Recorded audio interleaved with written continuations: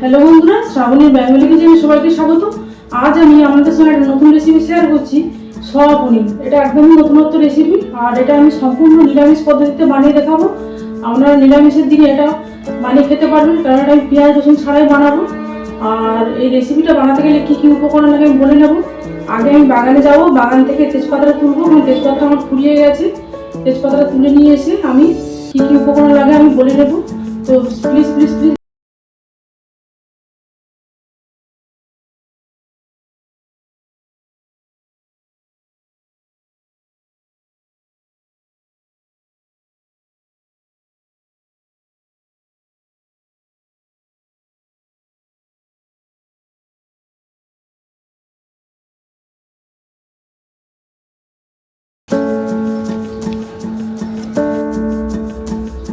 সয়াবিনটা বানাতে গেলে কী কী উপকরণ লাগবে আমি বলে নিচ্ছি। সয়াবিনকে আমি আধ ঘন্টা ঠান্ডা জলে ভিজে রেখেছি, আর এটাকে আলাদা করে ভেজে নেব, একদম জল ছেঁকে এইভাবে আমি ভেজে নেব। আর কি কি লাগবে আমি বলে নিচ্ছি। পনির নিয়েছি, পনিরটাকে আমি চৌকো করে কেটে নিয়েছি, পনিরটাকেও আলাদা করে ভাজা হবে। আর লাগছে সেদ্ধ আলু, আলুকে আমি সেদ্ধ করে নিয়েছি। আপনারা আলু ছাড়াও বানাতে পারেন, যেহেতু আমি পুরো নিরামিষ করছি তাই আলুটা আমি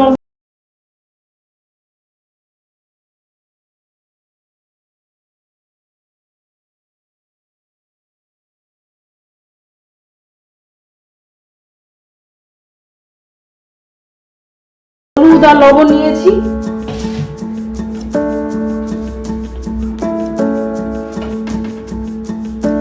গোটা জিরে নিয়েছি, এটা আমি ফোড়ন হিসেবে ব্যবহার করব।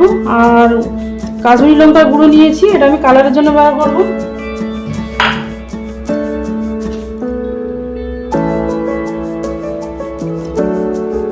জিরে আর আদাকে একসঙ্গে পেস্ট করে নিয়েছি।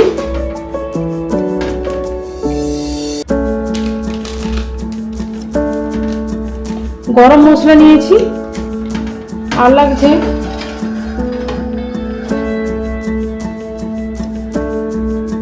তেজপাতা নিয়েছি, আর কাঁচা লঙ্কা চেরা নিয়েছি। কাঁচা লঙ্কা দিয়ে তরকারিটা বানাবো। আর কালারের জন্য আমি কাশ্মীরি লঙ্কা গুঁড়ো দেবো 1 চামচ।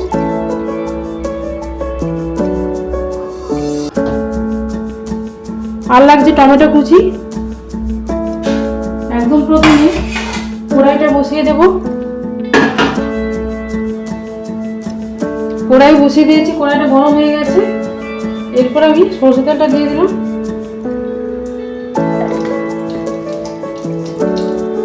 গ্যাসের ফ্লেমটাকে মিডিয়ামে রাখবো।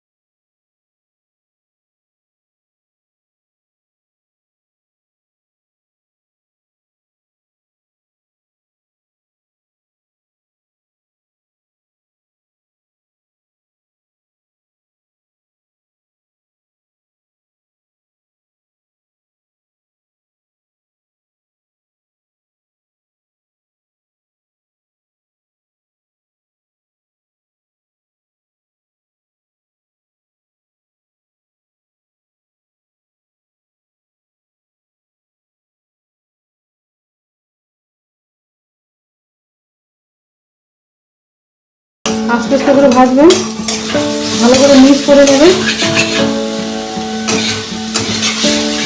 গ্যাসের ফ্লেমটাকে মিডিয়ামে রেখে আস্তে আস্তে করে ভাজবেন। এক পিঠ ভাজা হলে অপর পিঠ উল্টে দেবেন। 10 মিনিটের মতো সয়াবিনটাকে আমি পনিরটাকে ভেজে নিয়েছি। এবার এটাকে নামিয়ে দেবো। আবার আমি কড়াই বসিয়ে দিলাম। আবার আমি সরষে তেল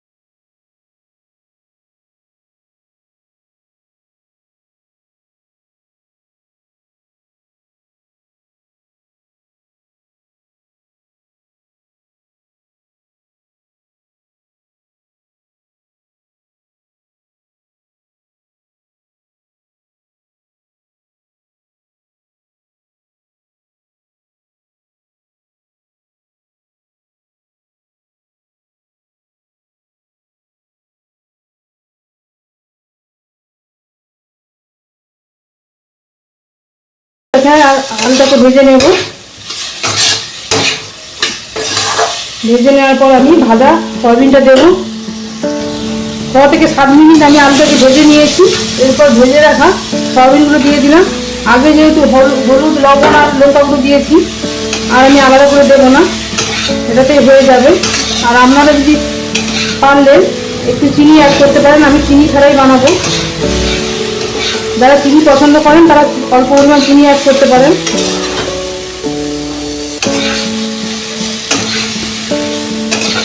এটাকে আমি 5 থেকে 6 মিনিট ভালো মতো আমি কষে নেব। কষে নেওয়ার পর দেখাচ্ছি। এরপর আমি জিরে আদা বাটাটা দিলাম। আপনারা তেলে দিয়েও কষে নিতে পারেন। আমি সয়াবিন আর আলু দেওয়ার পর কষে নিচ্ছি। মশলার একটা হালি গন্ধভাব থাকে, তাই আপনারা ভালো মতো কষে নেবেন।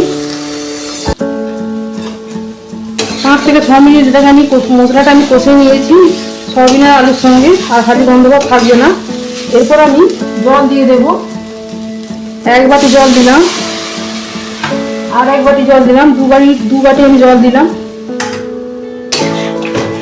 দিয়ে এটাকে আমি একদম লো ফ্লেমে রেখে ঢাকনা দিয়ে দিলাম। 10 থেকে 12 মিনিট পরে আমি ফিরে আসছি। 10 থেকে 12 মিনিট পরে আমি ঢাকনাটা খুললাম। সয়াবিনটা সেদ্ধ হয়ে গেছে আর আলুটাও সেদ্ধ হয়ে গেছে, আর গ্রেভিটা একদম মাখো হয়ে এসেছে। এইভাবে মাখো করলে খেতে খুব ভালো লাগে।